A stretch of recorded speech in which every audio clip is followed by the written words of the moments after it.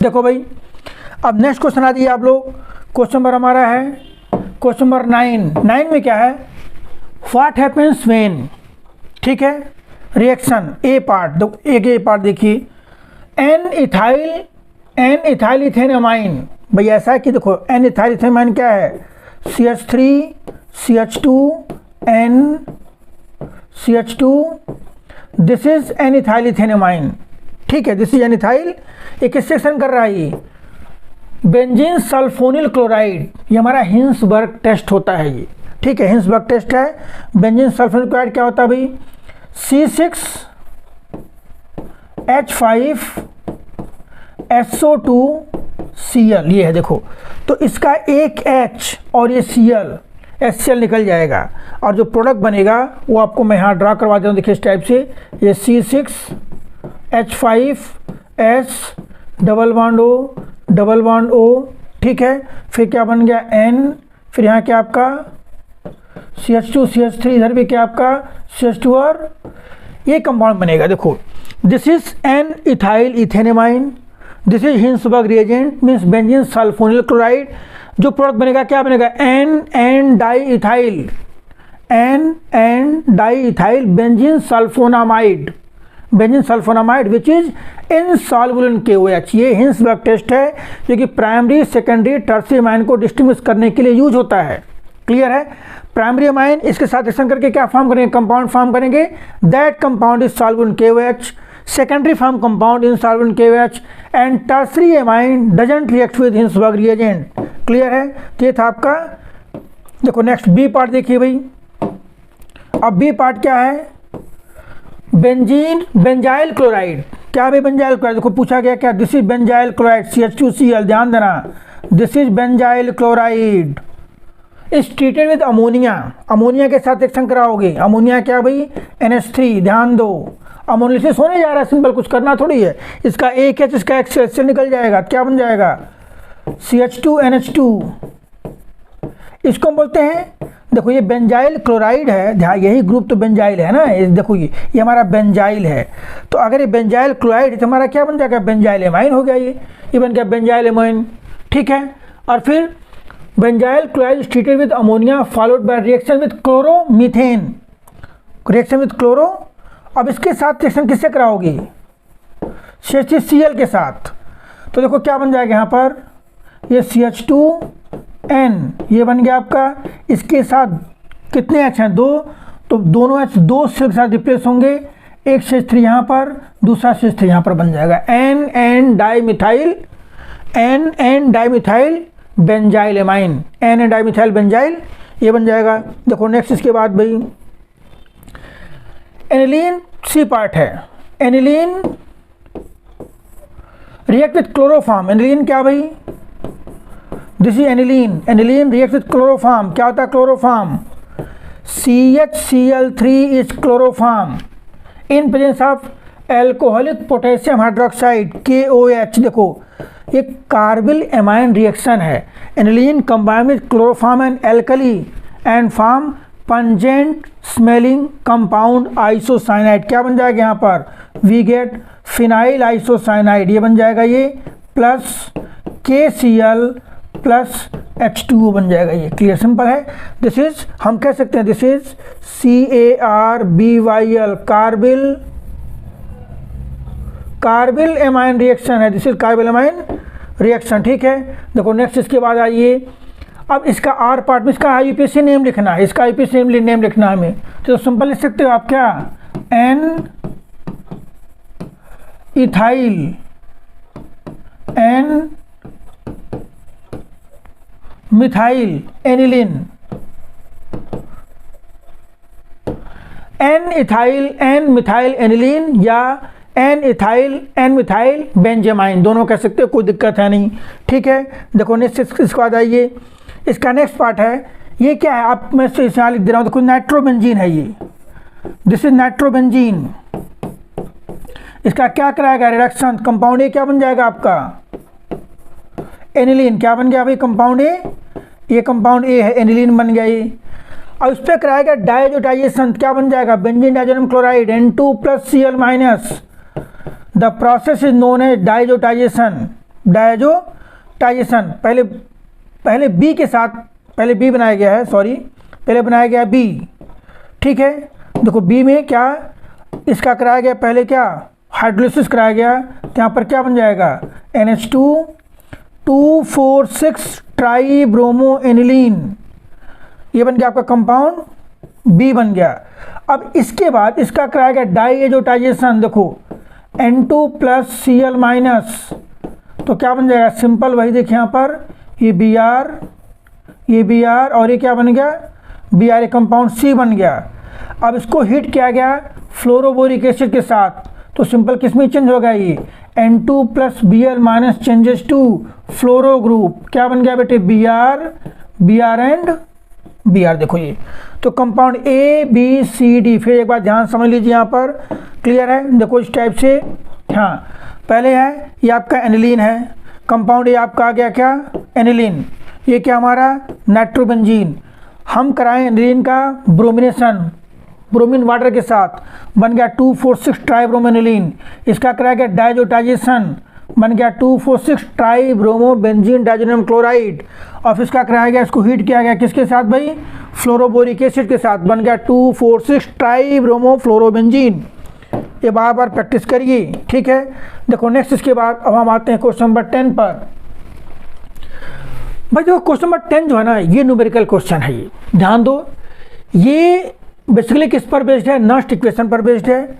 तो Nernst equation का formula क्या होता है भाई, EMF इक्वल टू क्या होता है E0 cell - 0.059/n log product by reactant. Product का मतलब क्या होगा यहाँ पर Al3+ का स्क्वायर इंटू कैडमियम का cube by Al² into CD+ का क्यूब। देखिए और इसमें वैल्यू पुट करेंगे, वैल्यू क्या भाई E0 से देखो में दिया हुआ है कितना 1.260 माइनस 0. मैं इसको 0.6 ले रहा हूँ।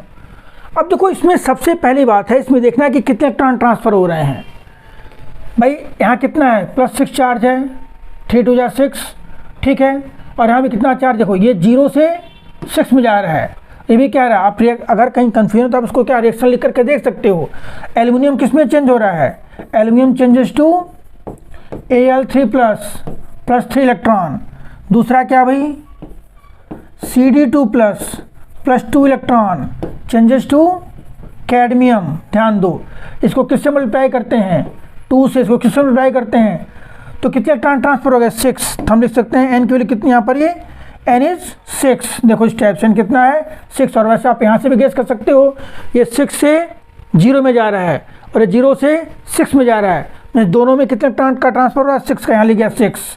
फिर लिखोगे लॉग एल्युमिनियम आयन का कंसंट्रेशन कितना है 0.01 का स्क्वायर बाई कैडमियम का कितना है 0.1 का क्यूब। क्या हो जाएगा भाई 1.260 माइनस, देखो ये 0.01 हो जाएगा, और यहाँ पर क्या लिखोगे आप 0.01, फिर लॉग ये कितना हो जाएगा 10⁻⁴ बाई 10⁻�3। क्लियर है, तो कितना 10⁻⁴ हो जाएगा, दैट इज 1.260 प्लस 0.01 हो जाएगा, दैट इज 1.27 वोल्ट। इसका क्या हो जाएगा EMF हो जाएगा सिंपली। तो ये नस्ट इक्वेशन का क्वेश्चन है। नस्ट इक्वेशन से भी क्वेश्चन पूछ सकते हैं, जिसमें आपको 2-3 चीज़ क्लियर होना चाहिए कि हम नस्ट इक्वेशन लिखते कैसे हैं, n कैसे निकालते हैं, और यहाँ पर जो प्रोडक्ट बाय रिएक्टेंट है इसका रिलेवेंस क्या है, हम इसमें किसका कंसंट्रेशन यूज करते हैं और किसका लेके चलते हैं यूनिट। वो सिम्प्लीफाई करने के बाद ये आप करोगे। हालांकि आपको जब एनसीईआरटी के क्वेश्चन डिस्कस किए जाएंगे तो वहाँ पर मैं डिटेल में समझा दूंगा, फिलहाल यहाँ पर आप ऐसे लिखोगे इसको, ठीक है। अब आइए क्वेश्चन नंबर 11 है बेटे। देखो 11th क्वेश्चन जो है ये मैं आपको इसी पर समझाता जा रहा हूँ। 5 fluorides of transition metal most stable in higher oxidation state as compare to lower oxidation state. देखो ऐसा है, फ्लोराइड्स जो होते हैं, पूछा क्या है कि fluorides are stable in higher oxidation state. तो उस केस में उनका जो लैटिस एंथैल्पी होता है वो ज़्यादा हो जाता है, और ज़्यादा हो जाता मेल्टिंग पॉइंट बढ़ जाएगा उस फ्लोराइड्स का, that's why they are stable, simple. दूसरा पार्ट क्या है, सेकेंड पार्ट देखिए, सेकेंड पार्ट क्या है इसके अंदर, which one of the following would feel attraction when placed in magnetic field। ध्यान देना बेटी, मैं यहाँ पे समझा दे रहा हूँ। ये देखो, ये भाई जिस आयन के अंदर अनपेयर इलेक्ट्रॉन्स होगा वो पैरामैग्नेटिक होगा, and that will feel attraction in magnetic field. अब ध्यान दो, यहाँ पर Ag प्लस है, एक भी अनपेयर्ड नहीं, Ti4 प्लस हमने अभी डिस्कस किया था, दो हमारे S में है और दो किस में है, D में है, दोनों निकल जाएंगे, एक भी अनपेयर्ड नहीं। Zn2 प्लस बच्चा जानता है कि Zn2 प्लस क्या होता है, वाइट होता है, क्यों? Zn2 प्लस का कन्फर्मेशन कितना होता है जिंक का होता है Zn आर्गन और ये 3d4s। ये देखो, ये तो जब +2 करोगे तो क्या करोगे, यहाँ से ये दो इलेक्ट्रॉन तो निकाल दोगे ना, तो सारे के सारे क्या है, ये हमारे पेयर्ड हैं। तो Zn2 plus Zn2 plus is also what, colourless. तो बचा कौन सा, एक ही तो बचा, कौन सा, यहाँ पर CO2 प्लस। CO2 प्लस के अंदर अनपेयर इलेक्ट्रॉन होगा, वो देख लो कैसे, अगर देखना आपको, कोबाल्ट कितना होता है 27, कोबाल्ट का कितना होता है 27, कोबाल्ट का कैसे लिखोगे यहाँ पर, argon, this is 3d4s 4p 27। जब लिखोगे कोबाल्ट 2 प्लस में क्या बचेगा, 3d7 बचेगा। 3d7 का मतलब क्या हो गया यहाँ पर, 1 2 3 4 5, देखिए 1 2 3 4 5 6 और 7। Cobalt 2 plus has how many unpair electrons, it has 3 unpair electrons, it is paramagnetic है, कलर्ड है, सब कुछ है, ठीक है। तो कोबाल्ट 2 प्लस इसमें से क्या है, अट्रैक्टेड बाय मैग्नेटिक फील्ड। देखो तीसरा पार्ट क्या पूछा गया भाई, it has been observed that first answer enthalpy of 5d series are higher than that of, देखो भाई ऐसा है 5, देखो इधर देखिए, ध्यान दो, 3d 4d 5d, यहाँ क्या 3d 4d 5d, 3d 4d and 5d, 3d 4d। यहाँ कहानी क्या होती है कि यहाँ पर भाई साहब 4f वाले भी आ जाते हैं, 14 इलेक्ट्रॉन, न्यूक्लियर चार्ज क्या होगा, बढ़ जाएगा। 4f का शील्डिंग पावर क्या होता है, कम होता है। क्या पूछा गया है, 5d का IP क्या होता है, वो 3d 4d से क्या होता है, ज़्यादा होता है। तो शील्डिंग पावर क्या हो जाएगा उसके, इसमें बढ़ जाएगा, सॉरी घट जाएगा shielding power. 4f has poor shielding as compare to p and s। Electron उससे नज़दीक आ जाएंगे, नज़दीक आएंगे, उनका इफेक्टिव न्यूक्लियर चार्ज बढ़ जाएगा, न्यूक्लियस से अट्रैक्टेड होंगे, और उसके इसमें क्या होगा, उसमें उसका IP क्या हो जाएगा, बढ़ जाएगा। कहानी यही है सिंपली। अब देखो नेक्स्ट इसके बाद बेटे, on the basis of figure given below answer the following. कुछ नहीं, सिंपल बताना आपको। देखिए क्या बताना है, first 5 manganese has lower melting point than chromium. ध्यान दो, मैग्नीज का मेल्टिंग पॉइंट क्रोमियम से क्या है, कम है। ऐसा क्यों भाई, मैग्नीज के अंदर सारे के सारे क्या हैं, अनपेयर इलेक्ट्रॉन्स हैं, और मैग्नीज में क्या होता है 4s2 3d5 है, sp पेयर्ड है पूरा का पूरा, 3d5 पेयर्ड है, अनपेयर्ड है, तो उसकी स्टेबिलिटी क्या है, ज़्यादा है। तो वो उसके इलेक्ट्रॉन्स मेटालिक बॉन्डिंग में इन्वॉल्व होने की टेंडेंसी क्या होती है, उनकी कम होती है, इसलिए उसका मेल्टिंग पॉइंट क्या होता है, कम होता है। Next, why do transition metal of 3d series have lower melting point as compare to 4d series. 3d series का मेल्टिंग पॉइंट क्या होता है, देखो 3d सीरीज का मेल्टिंग पॉइंट 4d से क्या होता है, कम होता है, ठीक है भाई। न्यूक्लियर चार्ज उनका क्या है, थोड़ा सा कम है न्यूक्लियर चार्ज, और दूसरा क्या कहते हैं, उनके अंदर मेटालिक बॉन्डिंग थोड़ी सी क्या होती है, वो भी कम होती है। Next, in third transition series identify the name of metal which है हाईएस्ट। अब ये पूछा गया बेटे, देखो दे तो रखें इसके अंदर, ये क्या होता है, टंगस्टन होता है, ये दिस इज टंगस्टन। अब देखो नेक्स्ट इसके बाद बेटे आ जाइए, देखो ये राम कहानी लिखी हुई है, क्वेश्चन नंबर 12 जो है वो राम कहानी लिखी गई है, उसी पर बेस्ड 3-4 क्वेश्चन पूछा गया है, वो मैं नेक्स्ट पेज में बता दे रहा हूँ आपको। देखो इस टाइप से यहाँ क्या पूछा गया, क्वेश्चन यहाँ से पूछा गया, देखिए ये। अब इसमें जब आप पढ़ोगे तो इसमें बताया गया है कि कार्बन 14 आपका रेडियो एक्टिव है, कार्बन 12 भी रेडियो एक्टिव है, ठीक है यार, नहीं है जो भी है, तो क्यों नहीं है भाई, या कार्बन 14 क्यों है, तो जहाँ कहीं भी न्यूट्रॉन और प्रोटॉन का रेशियो 1:1 होता है वो आपका स्टेबल होता है, जहाँ 1 से ज़्यादा होगा वो अनस्टेबल होगा।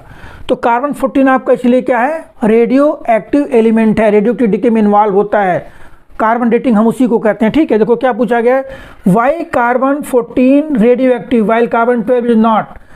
तो भैया देखो कार्बन 14 क्या है, C6, ये 14 है ना, न्यूट्रॉन कितना है इसके अंदर, प्रोटॉन कितना है इसके अंदर, प्रोटॉन कितना है भाई 6, न्यूट्रॉन कितना है इसके अंदर 8 है, तो N/P का रेशियो क्या होगा, it will be more than 1 होगा। क्लियर है।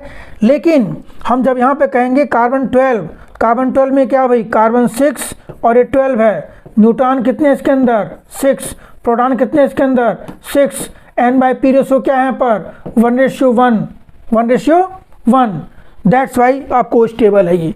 तो यहाँ पूछा गया कि why carbon 14 radioactive while carbon 12 is not. देखो आपको इसमें ये भी दिया भी गया है, इधर दिया गया है यहाँ पर, there are nuclear reaction constantly occurs in our body. अब यहाँ कहीं दिया गया, वहाँ कौन पढ़ने जाए उतना यार, ये देख लो यहाँ पर पूरी हिस्ट्री पढ़ोगे आप लोग, इसमें कोई दिक्कत थोड़ी। देखिए carbon 14 atom decay to stable nitrogen, देखो यहाँ पर ये भी दिया गया है, बॉडी के अंदर कार्बन 14 किस में डिके होता है, नाइट्रोजन में, एंड पोटेशियम किस में डिके होता है आपका, कैल्शियम में। पोटेशियम किस में डिके होता है, कैल्शियम में। और एक चीज़ और देखिए यहाँ पर, अगर 1:1 रेशियो है या एक से ज़्यादा है, अगर N और P का रेशियो कितना, और वो भी generally atomic number less than 20 तक तो 1:1 होता है, मीन्स दे आर स्टेबल, उसका थोड़ी सी स्टेबिलिटी क्या होती है, घटती जाती है। तो देखो दूसरा क्वेश्चन क्या है यहाँ पर, ये क्या पूछा गया है, researchers have uncovered a youngest known dinosaur bone dating around 65 million year ago.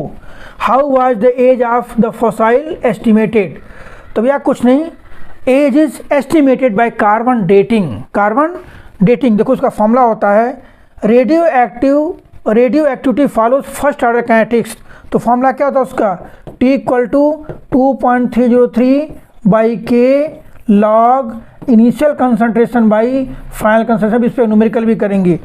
ठीक है, तो age of dinosaur can be diagnosed, can be calculated with help of radioactive decay. ठीक है, सी पार्ट देखिए, which are the 2 most common radio active decay happening in human body. देखिए भाई कौन कौन सा है, को बताया गया यहाँ पर, carbon 14 atom decay to stable nitrogen atom and potassium changes to, देखो 2 डिके हो रहा बॉडी के अंदर, तो ये एक आंसर आपका ये भी हो गया। अब देखो suppose an organism has 20 gram of carbon 14 at its time of death, approximately how much carbon 14 remains after इतना ईयर। कह रहे हैं कि जिस टाइम डेथ हुआ उस टाइम कितना कार्बन था इसके अंदर, 20 ग्राम। 10,320 ईयर के बाद कितना कार्बन बचेगा, हमें ये एस्टिमेट करना है। देखो तो फॉर्मूला क्या लगाओगे भी यहाँ पर, फॉर्मूला क्या होता है, T = 2.303/K log initial concentration by final. तो T कितना है, 10,000 कितना भाई, 10,320 इक्वल टू 2.303/K क्या होता है 0.693/T हाफ कितना होता है, राउंड ले रहा हूँ 6,000 होता है। कार्बन 14 का T हाफ कितना होता है 57 समथिंग होता है, 5700 के अप्रॉक्सीमेटली। इसका मतलब कि अगर हम 10 ग्राम लेके चलेंगे तो 6000 ईयर के बाद वो 5 ग्राम रह जाएगा। ठीक है, तो यहाँ क्या लिखोगे, लॉग इनिशियल बाई फाइनल हमें निकालना है। अब ध्यान दो कैलकुलेशन की टेक्निक देखो बेटी, 2.303 हम लिख सकते हैं इसको क्या, 6000 बाई 0.693 को हम ये लिखते हैं 2.303 इंटू 0.3010 ये लिख सकते हो। तो देखो ये और ये कैंसिल हो गया, यहाँ से यहाँ क्या बचेगा, log 20/x। अब ध्यान दो ये कितना हो जाएगा भाई, हम इसको ले लिए 0.3 या इसको क्या ले लिए ऊपर 60,000/3 log 20/x इक्वल टू 10320। ठीक है, अब इसको सॉल्व कर लो आप। देखो सॉल्व कैसे करो, यहाँ पर देखिए, यहाँ पर फिर आगे इसके आगे सॉल्व करते हैं। यहाँ पर देखिए क्या है ये, यहाँ आ गया log 20/x इक्वल टू क्या हो जाएगा भाई, 10,320 इंटू 3/6000। क्लियर है कि नहीं? ठीक है। अब देखो उसके बाद भाई ये कितना आ जाएगा हमारा, ये आ जाएगा आप यहाँ पे 1 2 3 6000 नहीं बल्कि 60,000। तो 1 2 3 4 1 2 3 यहाँ डेसिमल लगा लीजिए, तो अराउंड 1 लेके चलो इसको। ठीक है, यानी कि कितना आ जाएगा ये 3/6 कितना आ गया 0.5। इसका मतलब क्या कि 20/x क्या हो जाएगा हमारा एंटी लॉग ऑफ 0.5 अप्रॉक्सीमेटली। हमें अप्रॉक्सीमेटली वैल्यू लेके चल रहे हैं, अप्रॉक्सीमेट वैल्यू 0.5। और हमें इसकी वैल्यू गिवन है, यहाँ पर देखो इसकी वैल्यू गिवन है 0.5 की वैल्यू देखो, log 0.5 वैल्यू कितनी है 3.2। तो हम इसको 3.3 लेके चलेंगे अप्रॉक्सीमेटली। ठीक है, 3.3 लेके चलेंगे। देखो उसकी वैल्यू आ गई यहाँ पर 3.3 आ जाएगा। x क्या हो जाएगा 20/3.3 अराउंड 6.5 आ जाएगा। कितना अराउंड 6.5 ग्राम, 6.5 ग्राम। देखो बेटे ये बचेगा, ये मीन्स अगर हम 20 ग्राम लेके चलते हैं, कार्बन 14 का कितना मास लेके चलते हैं भाई 20 ग्राम। क्लियर है? ठीक है, तो 10,320 साल बाद वो अराउंड 6.5 ग्राम बचेगा, अगर वो फर्स्ट ऑर्डर फॉलो कर रहा है तब। ठीक है, देखो उसी टाइप से आप ये भी क्वेश्चन कर सकते हो कि approximately how old fossil when 12 gram of carbon 14 is initially present possess 32 gram of carbon. तो आप वही फॉर्मूला लगा करके यहाँ उसी टेक्निक पर ये भी है, इन दोनों में ऑप्शन दिया गया है, आप वही फॉर्मूला अप्लाई करके इसको कर सकते हो। इन केस को डाउट होगा उसको डिस्कस करोगे। तो बेटे ये था हमारा फर्स्ट पेपर था जिसको हमने सॉल्व किया। इसी टाइप से आपको बार बार पेपर भेजा जाएगा। कम से कम मेरा टारगेट है कि 5 से 10 पेपर आप लोगों को पूरा फुल लेंथ का इसी टाइप से मैं सॉल्व करवा दूँ। ठीक है, चलिए।